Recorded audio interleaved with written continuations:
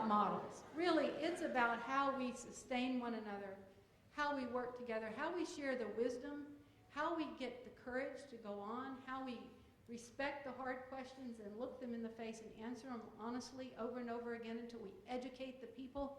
You know, a lot of times folks say, you know, it's about giving voice to the voiceless, but really our work is about giving ears to the earless.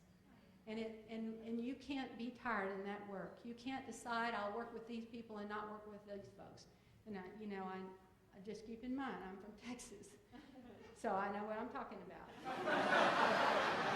I mean, you gotta talk to people sometimes who don't know a thing about your neighborhoods or what you do. They don't understand any of it, and they just think, why can't we just send them all back? They ask you things like that.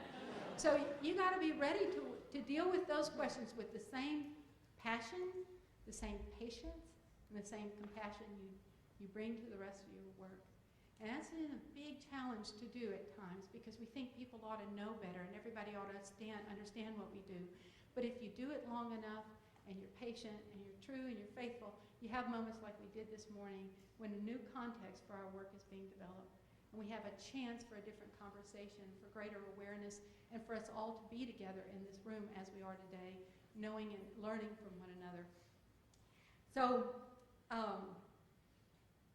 I'd like to talk just a second, because you know I'm from Texas, so we like to brag about how big things are in Texas. But you know, I remember when we were going through a lot of hurricanes, and a lot of them. There was this Katrina, Rita, Ike, Gustav, Edward, went on and on and on. And so you got to do this even when you have a hurricane. And by the way, you know, that's when your partners like Aramark really matter, because you have the work you plan for. And then you have what happens when 150,000 people of your neighbors, of your family members are coming from Louisiana. And Houston stepped up. I mean, we said, welcome. And there are still people that get tears in their eyes when they talk about Houston, because they talk about rolling in to Houston on buses and Houstonians standing with a sign that said, welcome to Houston. We say welcome to Houston all the time. We're not, 70% of the people that live in the county, Harris County, of which Houston is the biggest part, were not born there. We don't share a past. We don't care where you came from, because we're really interested in where you're going. As a city, we share a future.